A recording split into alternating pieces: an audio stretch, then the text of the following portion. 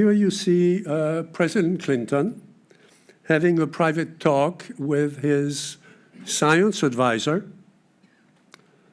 from 93 to 98, Professor Jack Gibbons, an astrophysicist and atomist specialized in the structure of the sun and energy conservation, which is what got him the job.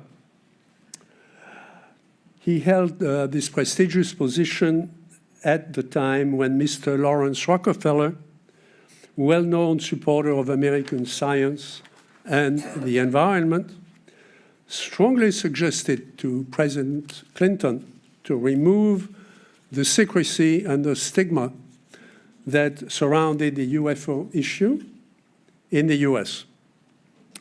The problem was a scientific one, but it was mainly political, and as we all know, the secret was not lifted. In February '94, I had the opportunity to listen to Professor Gibbons at the annual meeting of the American Association for the Advancement of Science in this city, in San Francisco, where I was part of a panel about the use of computer networking and the management of crises in industrial and environmental issues. He Dr. Gibbons presented the keynote address and gracefully took questions afterwards.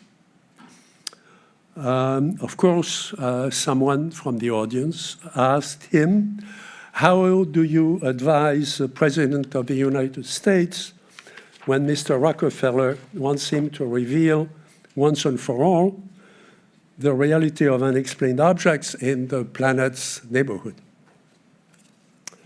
There were a few laughs in the audience, followed by deep and silent expectation. Dr. Gibbons picked up the mic and said he could not answer in place of the White House, but he could tell a short story that would summarize his personal situation.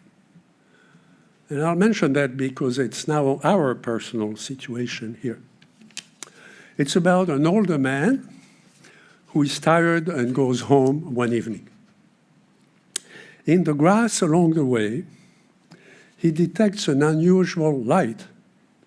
As he gets closer, he discovers a frog with the odd detail that it wears a little lighted golden crown. So he's intrigued by that discovery, and he picks up the frog. And he's about to put it in his pocket when it starts talking to him. The frog, this was at AAAS in San Francisco in front of all the scientists in the Bay Area, okay? So the frog explains that in reality, she is a young, very wealthy princess, changed into a frog by a mean magician, and all he has to do is to kiss her. She will become human again.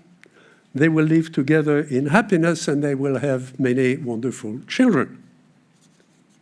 The old man ponders the situation seriously for a while, and then he puts her in his pocket, saying, at my age, I'd rather have a talking frog.